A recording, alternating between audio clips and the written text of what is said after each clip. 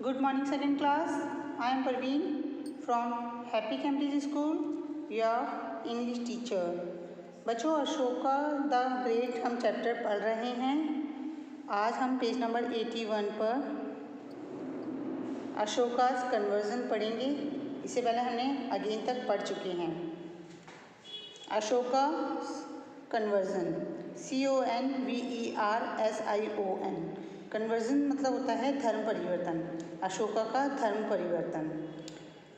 Later on बाद में, letter means LATER, letter बाद में। Ashoka accepted the Buddhism. Ashoka जो थे उन्होंने बुद्धिज्म यानी बुद्ध धर्म को अपना लिया। ACCEPTED अपना लिया। He religiously followed the principles of Buddhism. ही वह फॉलो करने लगे, FOLLOWED फॉलो करने लगे रिलीजियसली धार्मिक प्रिंसिपल सिद्धांतों को बुद्धिज्म के। जो बुद्ध धर्म के जो धार्मिक सिद्धांत थे वो उनको मानने लगे। दैट ऑफ, और वो सिद्धांत क्या थे? ट्रुथ, TRUTH ट्रुथ सच्चाई, CHARITY चैरिटी दान, KINDNESS काइंडनेस दया, PURITY प्योरिटी पवित्रता, एंड गुडनेस GOODNESS गुडनेस अच्छाई। बुद्ध धर्म के क्या 5 सिद्धांत थे? Truth, charity, kindness, purity and goodness. सच्चाई, चैरिटी दान, काइंडनेस दया, प्योरिटी पवित्रता एंड गुडनेस अच्छाई। ये उसके 5 सिद्धांत थे, यानी सभी को ये मानने चाहिए। सारी अच्छी बातें हैं ना, पॉजिटिव थिंग्स हैं ये सारी, ये माननी चाहिए थी। ये धर्म के सिद्धांत थे। He did his bit towards the propagations of his religion by engraving its principles on pillars throughout his kingdom. He did his bit towards, और उसके लिए उसने क्या प्रोपगेशंस बनाए, क्या तैयारियां करी धर्म को मानने के लिए अशोका ने ऑफ हिज रिलीजन। इंग्रेविंग होता है बेटा पत्थरों पर खोदे, धातुओं पे खोदना, खोद कर लिखना, ठीक है, खुदाई करी। इट्स प्रिंसिपल्स होते हैं सिद्धांत, PRINCIPLES प्रिंसिपल्स सिद्धांत। देखो ये आप स्कूल वाली एप्लीकेशन लिखते हो उसमें प्रिंसिपल लिखते हो, उसकी स्पेलिंग होती है PRINCIPEL, ठीक है, लेकिन यहाँ प्रिंसिपल्स है, इसका मतलब होता है सिद्धांत। ऑन पिलर्स होते हैं ये जो उन्होंने स्तंभ बनाए थे, उन पिलर्स पर उन्होंने अपने राज्य में उन्होंने इस तरह के पिलर्स बनवाए हुए थे बहुत सारे किंगडम में, और उन्होंने उन पिलर्स के ऊपर बहुत सारी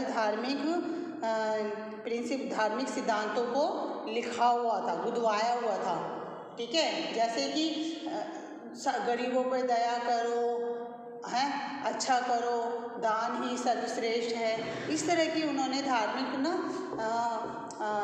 सिद्धांत, धार्मिक नियम, कुछ अच्छी बातें उन्होंने गुदवाई हुई थी। एनग्रेविंग होता है गुदवाना, धातु पर यानी मेटल की चीज़ों पर या लोहे की चीज़ों पर या लकड़ी की चीज़ों पर इनको उन्होंने गुदवा के लिखवा रखा था। द अशोका पिलर्स है ये, as they are now called, हम इसे जानते हैं, वर ओवर 40 फीट हाई, जो कि 40 फीट ऊंचा था, एंड एक्सट्रीमली हैवी, और बहुत ही भारी। एक्सट्रीम होता है बहुत ज़्यादा, EXTREMELY एक्सट्रीमली बहुत ज़्यादा, HEAVY हैवी। जो ये अशोका पिलर्स है ये 40 फीट ऊंचा था और बहुत भारी था। He also attempted to spread this religion to Syria. He also, उन्होंने और कोशिश की, अटैम्प्ट होता है कोशिश करना, टू स्प्रेड फैलाने की, क्या चीज़? दिस रिलीजन, बुद्ध धर्म को फैलाने के लिए उन्होंने कहाँ फैलाया? टू सीरिया जगह का नाम है। इजिप्ट मीन्स मिस्र, ये भी जगह है, एंड मैसेडोनिया, मैसेडोनिया भी एक जगह है।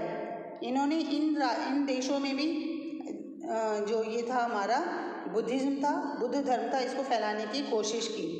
And sent his son Mahendra, और इसके लिए उन्होंने अपने बेटे महेंद्र को भेजा भी कि ये इन देशों में भी बुद्ध धर्म की स्थापना हो सके, वहाँ पे भी ऐसे ही अच्छे नियमों को माना जाए, अच्छे सिद्धांतों को माना जाए। इसके लिए उन्होंने अपने बेटे महेंद्र, MEHENDRA, महेंद्र, याद रखना, अशोका के बेटे का नाम महेंद्र है, उनको वहाँ भेजा।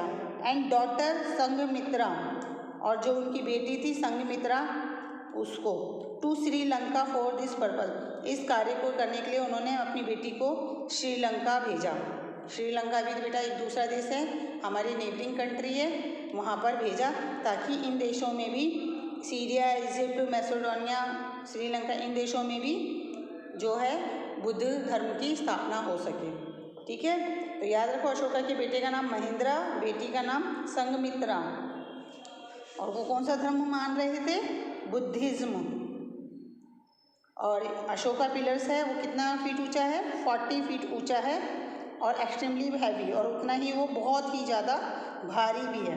ठीक है, चलो यहाँ तक तो हो गया हमारी अशोका की लाइफ के बारे में। अब है अशोका चक्र। अशोका चक्र के बारे में पढ़ेंगे।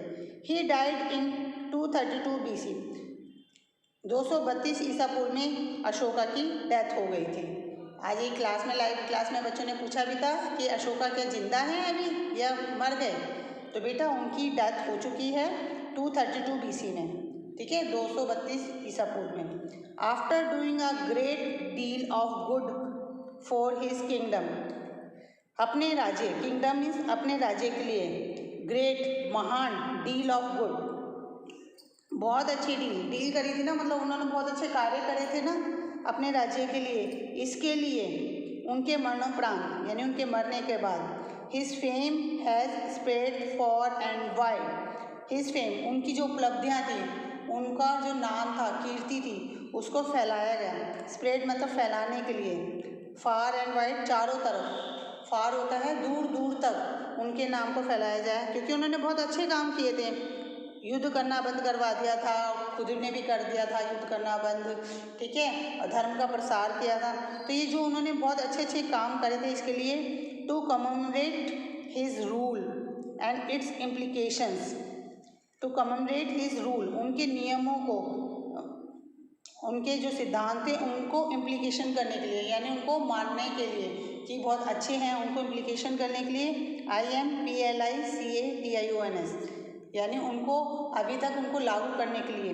The government of India, the government of India यानी भारतीय सरकार हैज़ अडॉप्टेड द अशोका चक्र, तो उन्होंने भारतीय सरकार ने अशोका चक्र को अडॉप्ट कर लिया, यानी उसको प्राप्त कर लिया है as a its national symbol, अपने राष्ट्रीय प्रतीक के रूप में।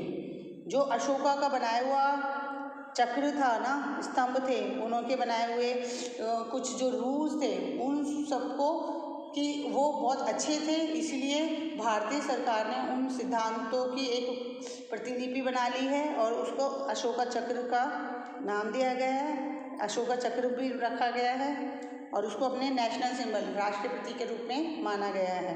Which can be seen till today on the national flag, इस नेशनल चक्र को हम आज भी अपने राष्ट्रीय झंडे, हमारे जो राष्ट्रीय झंडा है, तिरंगा झंडा है, उस पर हम इनको देखते हैं।